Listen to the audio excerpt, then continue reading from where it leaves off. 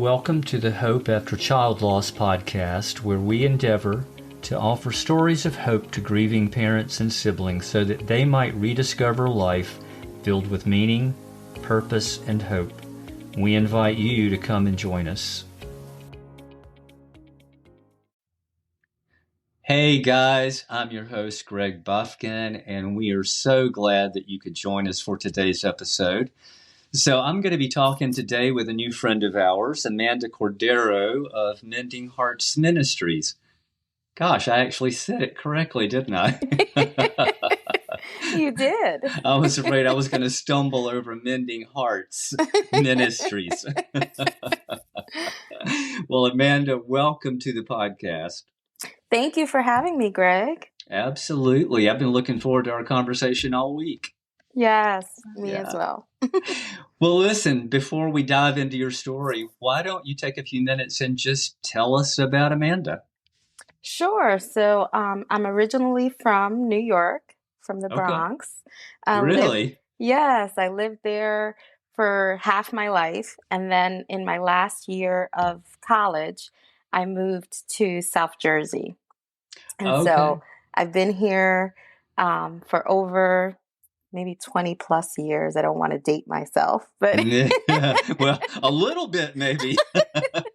And I live with my husband. I'm married to my husband, Albert. We've been married for 19 years. Wow. Congratulations. Yes. Thank you. Thank you. High school sweethearts. And I live closely, close to my mother and my brother. So I have a lot of family here, a lot of aunts. And so I love it. I love, South Jersey. It beats the hustle and bustle of New York. Yeah, I can only imagine. So where did you go to college? I went to college. It's called College of New Rochelle. Yeah. It's actually no longer open. But it was a small all girls Catholic college. Oh yeah. In New York, outside of the city, and I loved it. Yeah, it was a great experience. I have a friend who's from New Rochelle, actually. Oh really? Yeah, he's a physician here in the town that I live in. Oh wow. Yeah. So what did you study? I studied business. I went in as a business and finance major, then developed a love for teaching and changed my major to teaching. But if I continued in that major, I would have graduated a year later, and I didn't want to do that, so I went back to business.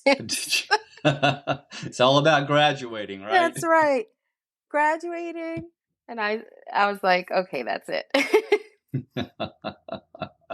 Well, there's nothing wrong with that. Yeah. And that's why you are where you are today, right? Mm-hmm. Mm-hmm. Very Absolutely. good. Very good. So what do you guys enjoy doing? I love the beach. My life is a little bit hectic with ministry and also a full-time job. So definitely love to relax. We love to travel. We love to cruise. We've been cruising since our first honeymoon. Really? So we always go once a year on cruises, which we love. And our family has adapted that love too. So my mom, my brother, my nieces, we all get together once a year or once every other year. And we do family cruises, which is really fun. Nice. And definitely I love, I have a passion for grieving moms, which we'll talk about later. So that's another area that I love to provide support. What was your favorite cruise? My favorite cruise. We did a 2-week cruise. Oh, wow. We left from the East Coast. That's always my favorite because it's so relaxing and we get to hit so many different islands. I love Aruba. It's my favorite island. So every time we get to go on a cruise to Aruba, I'm just happy. Oh, that's great. That's great. Well, listen, why don't we start out and just let you tell us a little bit about your story. Mm-hmm. And you can just start anywhere you want to, Amanda.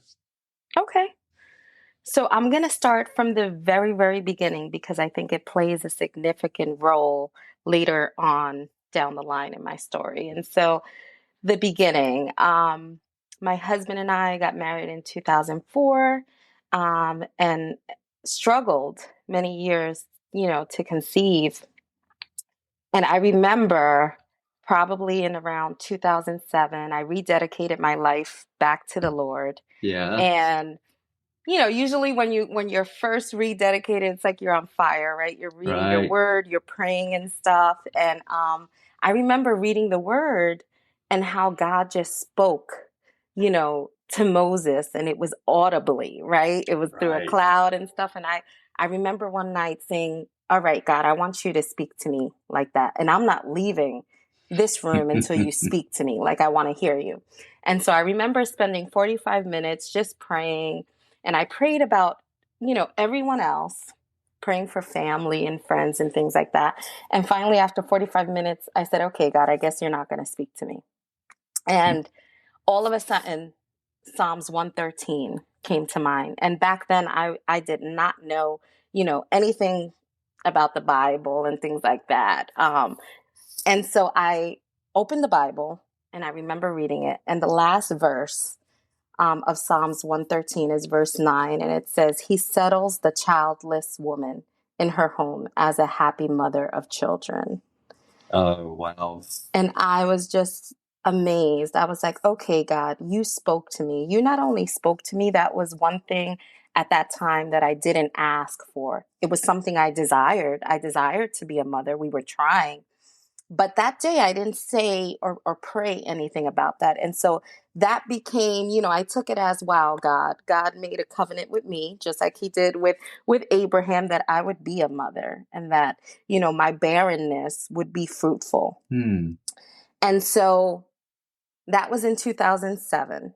Still, a lot of years went by, and Hmm. no child. And so in 2012, after going through fertility treatments, we finally got pregnant, and we were so excited.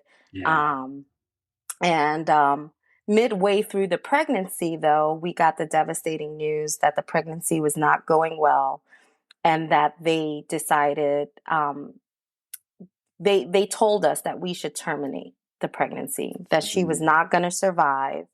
Um, And how far and along were you at this point? I was about 22 weeks Okay. pregnant. So in the state of New Jersey, after 24 weeks, you are no longer allowed to terminate the pregnancy. Right. So I I had 22 weeks, we got the first, notice. And then I decided to go to the Children's Hospital of Philadelphia for a second opinion, because their motto was "Hope lives here." And I was just like, "I'm going where hope lives. There's no hope here. Oh, I'm going to CHOP where hope lives." that's And when awesome. I got to CHOP, they also the news just got worse. They said, "Well, her heart, you know, um, we see some deformities in her arms and things like that." And they basically said she is not going to survive. So we Hmm. we also recommend that you terminate the pregnancy. And I remember leaving that day so confused, because I held on to the promise that he gave me Yeah. for so long. And I was like, "Okay, this is the promise. This is a child that you promised me, Lord. What's going on? And what should I do as well?" Yeah. Um, and I remember, just saying, "You know what, Lord, God, you're the giver and taker of life. And I'm going to continue to move forward and trust you." Yeah. Right? Trust your plans, and just hope for the best, hope for a miracle. And so she survived for about another 7 weeks. Okay. um no, another 6 weeks, because I was almost 28 weeks pregnant. She survived for another 8 weeks, and the pregnancy turned, and it started going really well. Really. And we thought that this was, God was going to do a miracle. And I Sure. prayed and I believed, and, you know, I just really held on to my faith. And At 28 weeks, I was going to the doctor almost every week Yeah. to check in. And the plan was for us to wait for her to get to 1 pound. And once she weighed 1 pound, they were going to have me stay in the hospital. And I Okay. would stay there until I gave birth with her. So that if we had to do an emergency, Sure. C-section, that was the plan. And so I went in for a routine, and I remember them doing the sonogram and silence. And the woman said, I'll be right back. And she came back in with a whole bunch of doctors, and they said, we're sorry. There's no Mm. heartbeat. Oh, Um, that and I don't is. know the grace that God gave me that day, because I remember I walked out holding my mother up, Mm. because we were all so devastated. But I don't know how God gave me the strength to Mm. encourage her at that time. Wow. Um, yeah, and I had to go back and I had to deliver. So I remember just praying. Called in some friends and I said, "Would you pray for us? We have to go back and we have to deliver her." And I didn't know what to expect, because who plans to deliver a child that's deceased? Yeah, that's got to be so impossibly hard. Absolutely, absolutely. And all the fears that come over you as well, because this was my first time delivering too. So what to expect, Yeah. and all of that. But even in that, there was still this little inkling of hope, and still believing, God, you could do a miracle. Yeah. God, you can do a miracle. And I remember, giving birth to her and the room being silent, and me still saying, God, you can do a miracle. Up until my last visit with her, because they allowed us, they said you can stay in the room with her as long as you want. Sure. And still petitioning, God, you can still do a miracle. It was like my faith, even in the end, had not wavered. I was still like, God, you can still do it. Mm. Um, and so, after going through, the burial and everything, it was a struggle after. It Yeah. was such a struggle, because I held on to that promise that God gave me those years ago, where it was just me and him in that room, and me asking God, talk to Right. me. So how did you handle that, Amanda? I mean, because that's such a struggle, because you had a relationship with God, Mm-hmm. and you knew that obviously God can breathe new life Mm-hmm. into anything and anyone. Yes. He raised Jesus from the dead, and you believed that, and Mm-hmm. you held on to that, Mm-hmm. and then it didn't happen. So what happens at that point with you?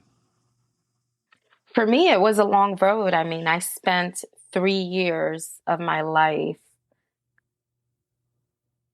silent, not going to church, but not really physically being present. Right. Um, I knew that I had to go to church because I needed God in my life, but at the same time, I was angry. I Yeah. was disappointed. Um, and it was just like, okay, Lord, I trusted you and I believed in this area. Now my faith is diminished. Now I don't even know, who am I? Who are you, God? Yeah. Right? Who are Yeah. you? I know the scriptures and everything. It says if you believe, you can tell the mountain, right, to be Yeah. removed. And I believed. That was the thing. I believed. And so it was a long road of dealing with disappointment, dealing with hurt, which then turned into depression. Mm. right? A long road of depression. And, growing up, which I didn't mention, I grew up in the church. My grandmother, raised me in the church. And so I Yeah. knew of God as a young girl. Um, and I also knew that God was sovereign. And who am I to question him, right?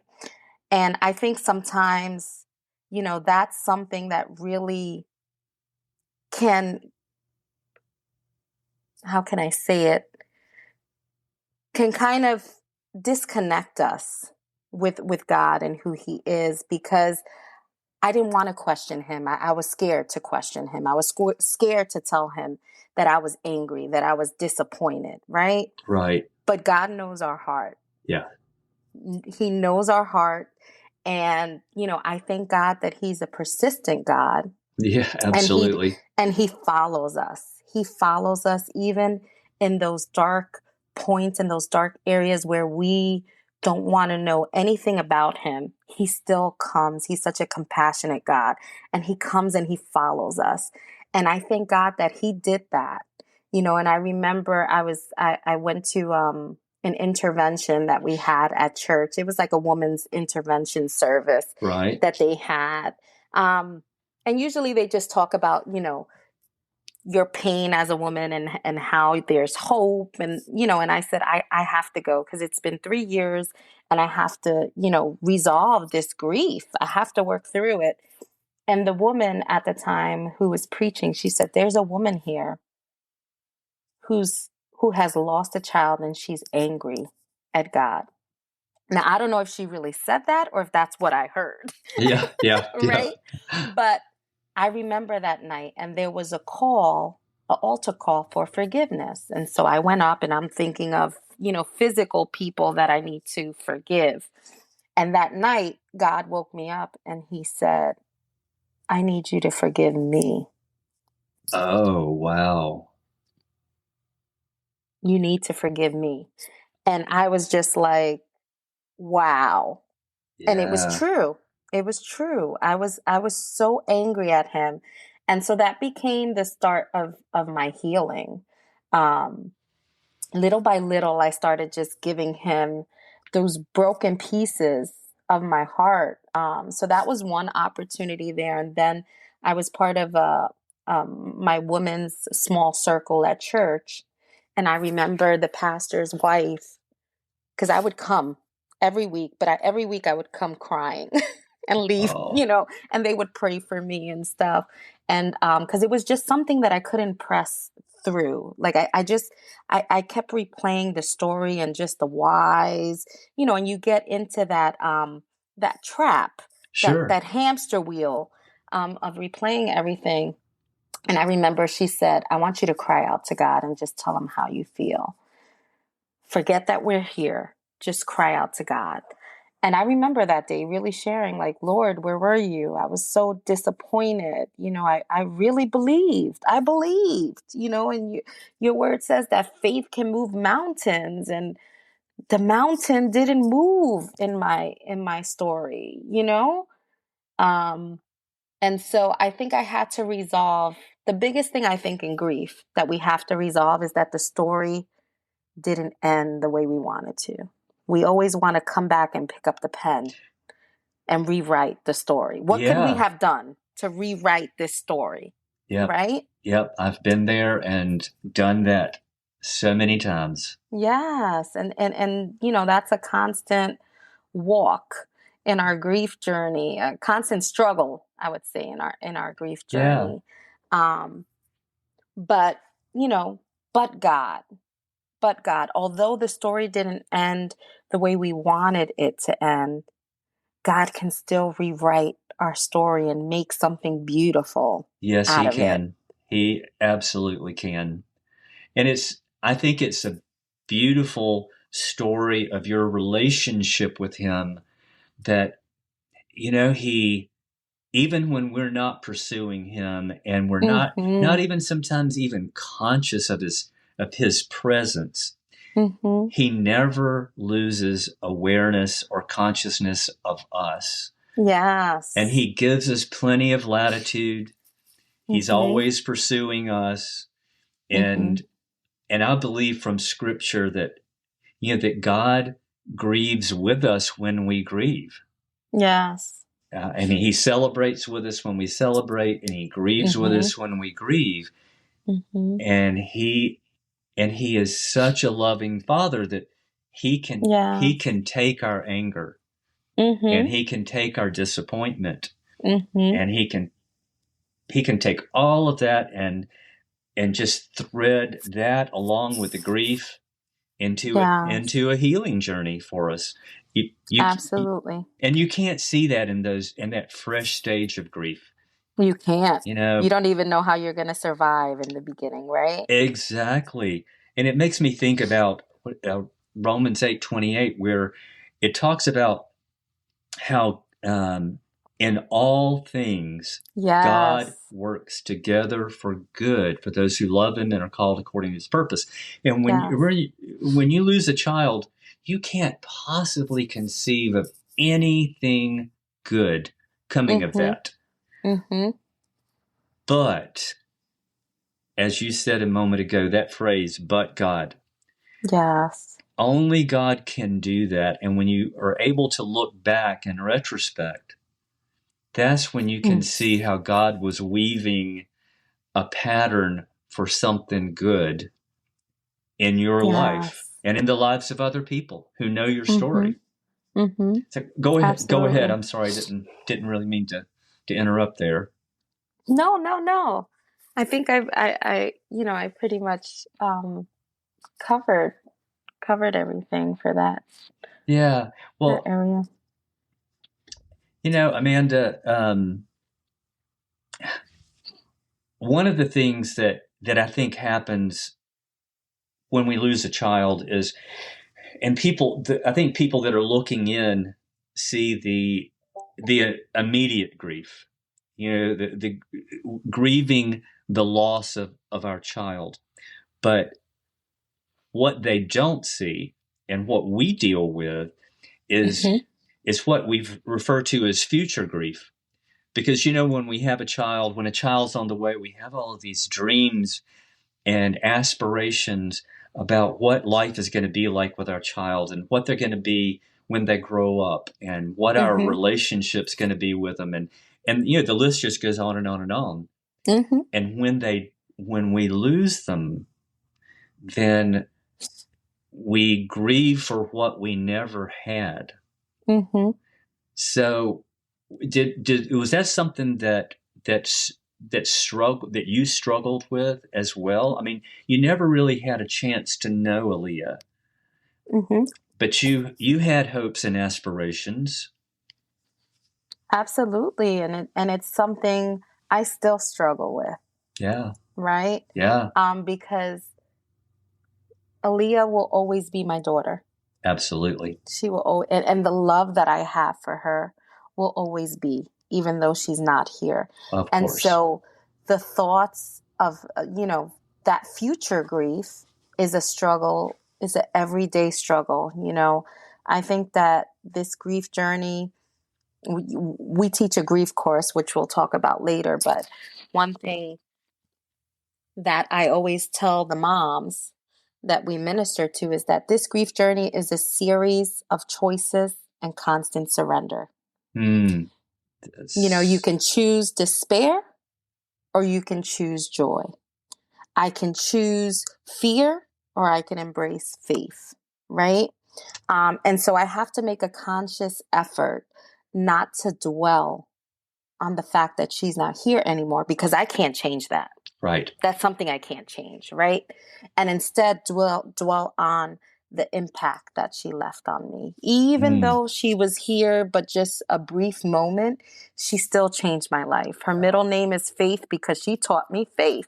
I always said I believed to the very last minute that Yeah. God could do it. And so, there's always things that our children have left and have impressed on us. There's always lessons that we've learned from them. And so that's what I need to choose, make that choice, Right. right? To think on those things and then constant surrender Yeah. Yep. because I can't change what happened. So I have to constantly, when that when that grief and that despair kind of rises up, I have to surrender it and say, Lord, I'm not going to hold on to this. I'm going to surrender it to you. Help me get through, That, right? Because it's a constant reliance on him.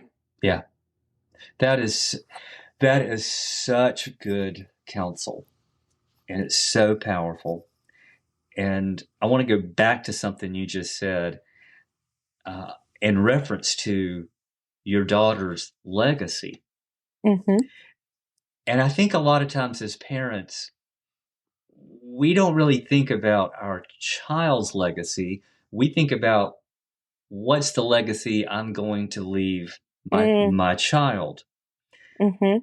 But like you, we have also experienced the legacy of our children. We've seen the legacy that Ryan left behind, and Mm-hmm. and that's something that parents who haven't lost a child, it would be hard to really think in terms of that. Mm-hmm. But it is amazing to watch how lives are touched by the life of our child, whether they were here for just a few minutes or whether they were here for a number of years. Mm-hmm. And Mm-hmm. God is so good in being able to do that, and it's just such an encouragement to us as parents when Mm-hmm. we see that, right? Mm-hmm. Yeah, Yeah, because I think the number one thing, right, that bereaved parents usually say is we want our child to be remembered just because they are no longer here on absolutely. this earth, Yeah, right? Doesn't mean that that their life didn't matter, right. And right? That they're yeah. yeah, and we want people to understand, please ask about our child. Yes, we You love know, that, we right? do. I think a lot of people are, don't you think they're afraid that if they Mhm. say our child's name, it's Mhm. going to remind us that they're no longer with us, Mhm. or that it's going to hurt. And we already know that we lost our child. That's Absolutely. you're not reminding us of anything. And the chances of you saying something, whether it's our child's name or just asking how we're doing, we've experienced probably the worst hurt that I think a human being can experience. So the chances of you hurting us by something that you say is probably pretty slim. Wouldn't you agree? Mhm. Mhm. Yeah. Yeah. Yeah. Yeah, Yeah. absolutely. Um, there was some. One more Yeah. thing I Yeah. wanted Yeah. to say though Absolutely. about that as well, which is something that I try to use too when I'm going through future grief, is Philippians 4:8.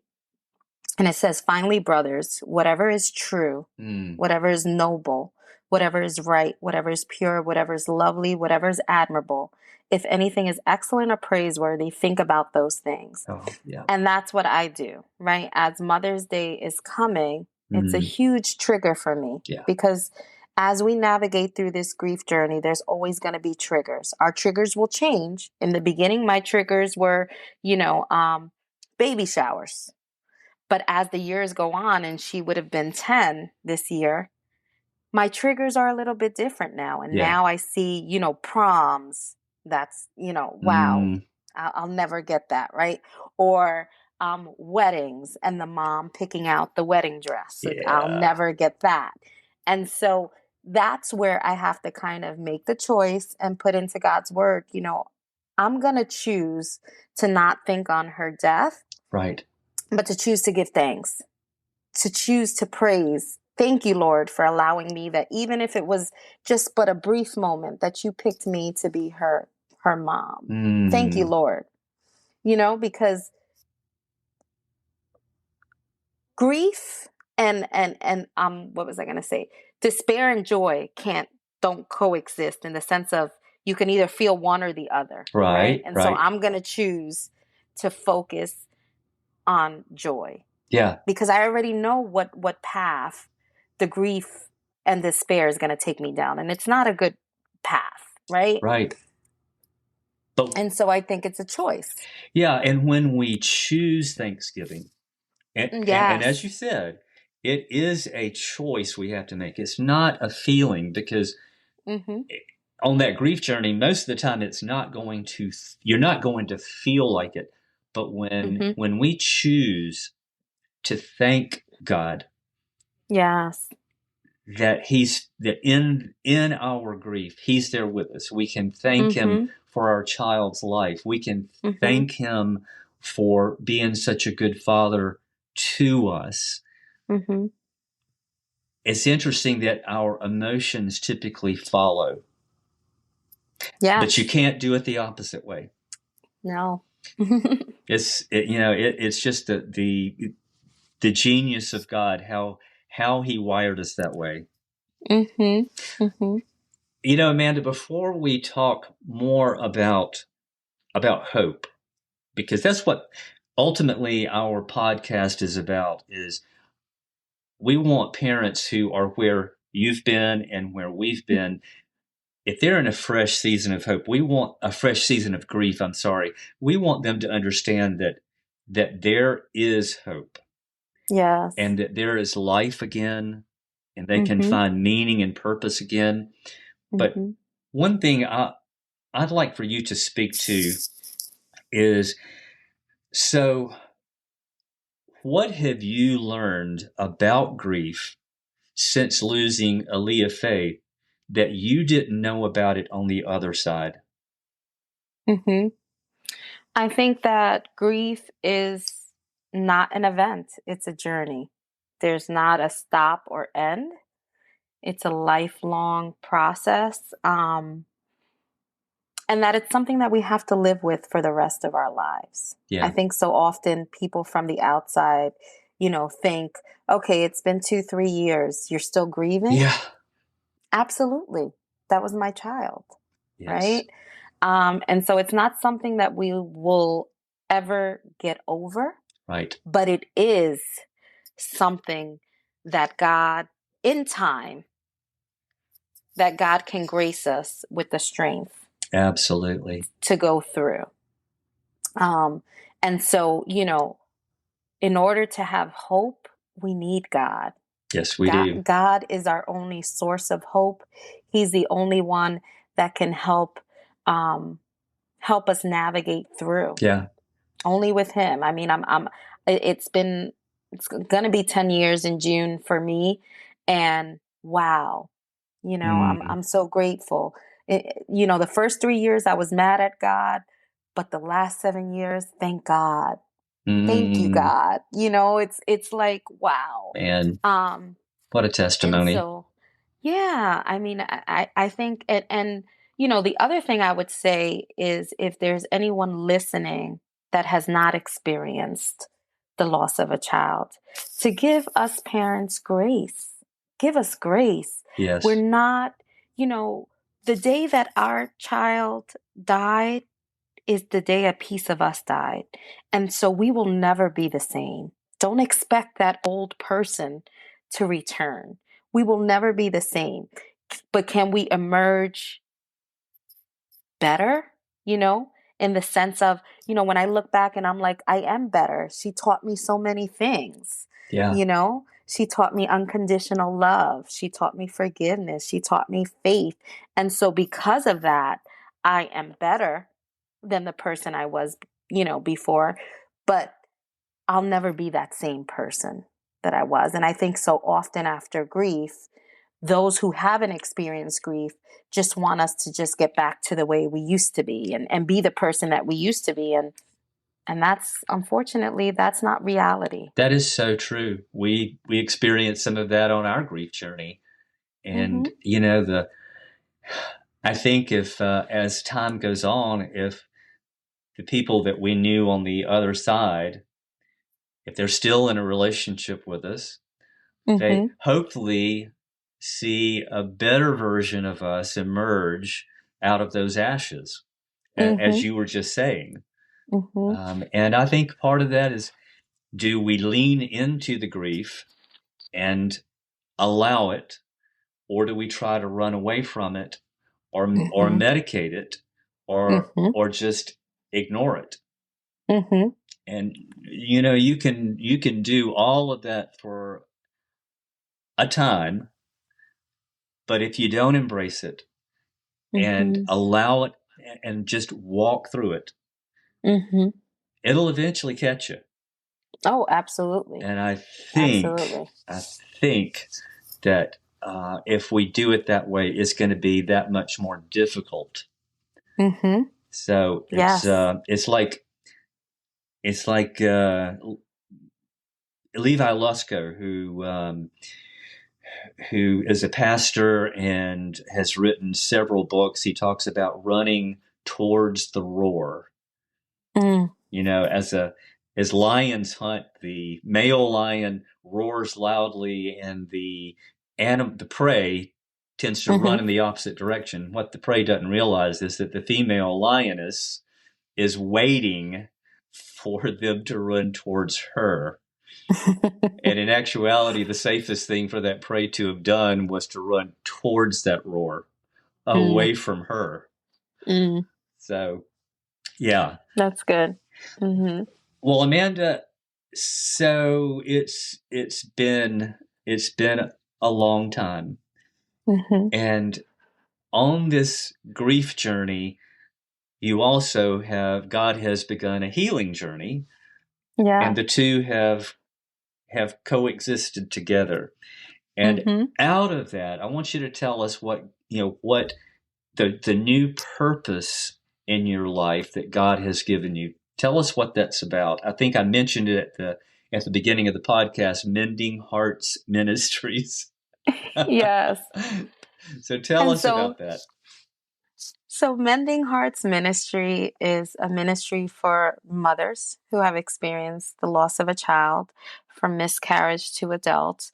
Um, and basically, you know, I know what God did for me. Yeah. God healed my broken heart, and I believe that He can mend.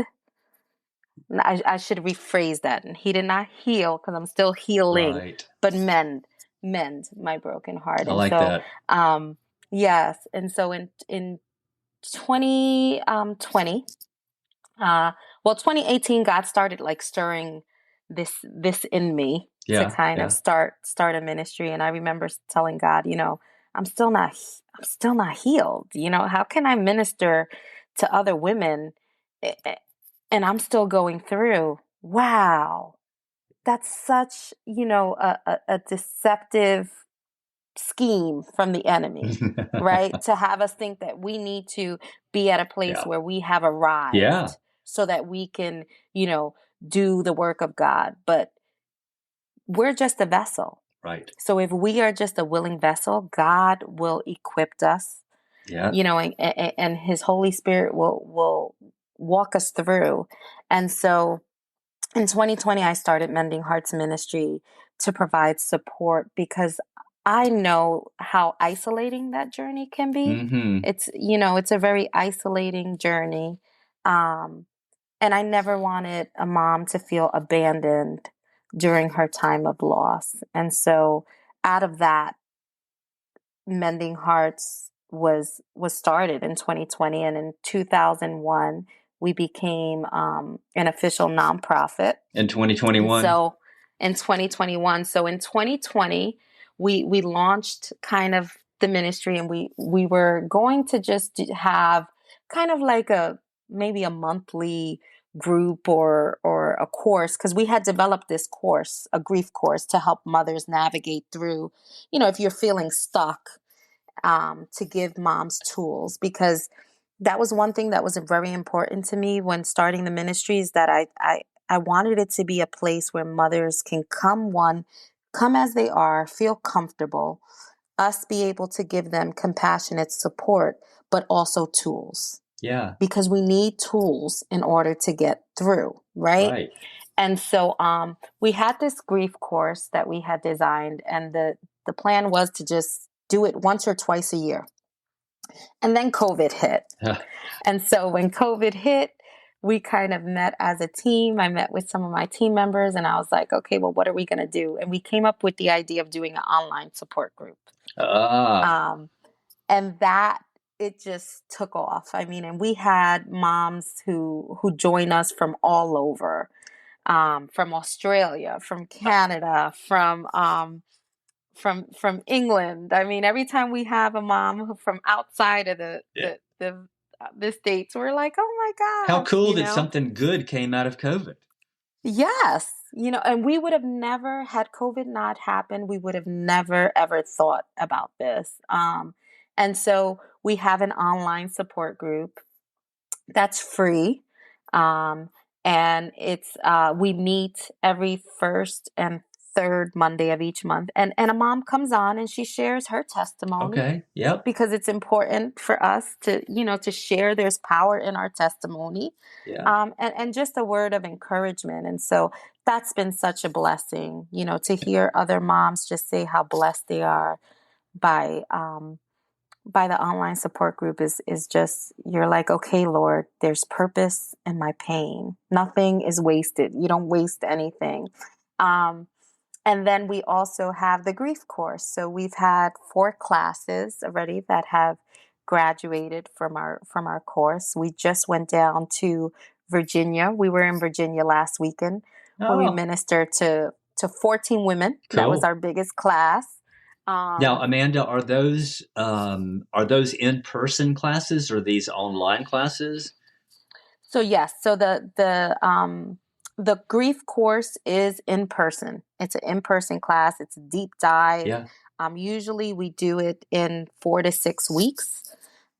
This time we did it as a weekend retreat. Okay. But it's basically just we go through different topics. We go through we discuss a little bit about grief and how grief is layered. We talk about where is God, Yeah. right? That's always the next question. Yep. We talk about acceptance. We talk about blame because unfortunately, as parents, right, we think, right, that we should be the protectors. And so when we lose a child, blame really does consume us. And so we talk a little bit about blame.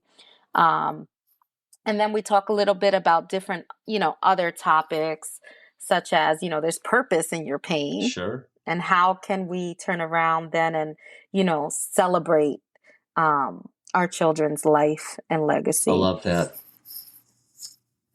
Yeah, so it's just been such a blessing. We also had the opportunity to present for the city of Philadelphia. They had a faith and spirituality conference, Yeah. and that was also a blessing because we got to meet with counselors, meet with pastors, meet with clinicians, and we spoke a little bit about grief from a bereaved parent's perspective, what to say, what not to say. I mean, Hmm. how many of us have had really not so nice things said, Hmm. during grief? And the impact was just amazing because one of the counselors, we did an exercise where we had them close their eyes and we said, imagine your children if you have children, and then imagine your child is no longer here. How would you feel if you heard? And then we went through all the list of the things that people have said. I've lost my dog. I know how you feel. God needed an angel. You know, it's been 5 years. Why are you still grieving? And so we went through all of them. And one of the counselors raised his hand after the exercise and we asked, how did you feel after the exercise? And he said, you know what? He said, I was very touched and I'm going to have to rethink the way I counsel people because I have said a lot of those things. Oh, wow. That is so powerful. And that's a counselor who's counseling, a bereaved parent, right? And Yeah. so It's about perspective, right? absolutely, absolutely. And so the goal, with our ministry is just to be a voice for that mom, to provide her with tools, Yeah. to let her know that there's hope and that she can go, she can get through this journey because we can't do it alone. We cannot do it alone. No. There's no healing and isolation and healing are two separate things. They don't coexist. You No, they can't do heal not. in No. isolation. And God created us for community.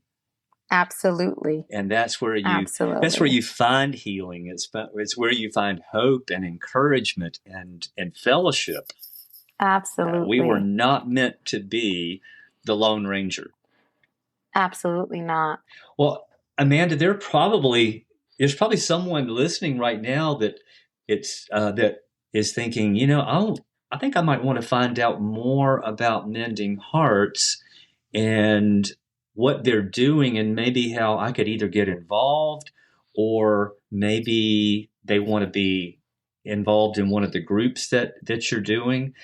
Hmm. Tell them what's the best way to get in touch with you, and also talk about, you've got a website, right? Yes. So tell us a little bit more about that and how they can get in touch. Sure. So you can find us on our website. Our website is www.mendingheartsministry with a y.org. Also, we always publish our events in Eventbrite as well. So to register for our online support group is it's on Eventbrite, or you can register through our website as well. If you would like to email us, you can email us at info@mendingheartsministry.org. And we would love to connect and fellowship with any grieving mother, so that she knows that she is not alone, and there are mothers here who can definitely provide support and a word of encouragement. And the other thing that I just wanted to say that I forgot to say is that, our ministry is all led by mothers who have experienced the loss of a child. Yeah, And so I think that's important, right? I think that's very important. Mm-hmm. Absolutely. Because they can actually empathize and not just sympathize. Yes. It's a Yes. world That's of so difference. good. Yeah. Well, Amanda, it has been such an honor to have you as a guest today. It's been such a pleasure. Thank you, Greg. Yep, thank you.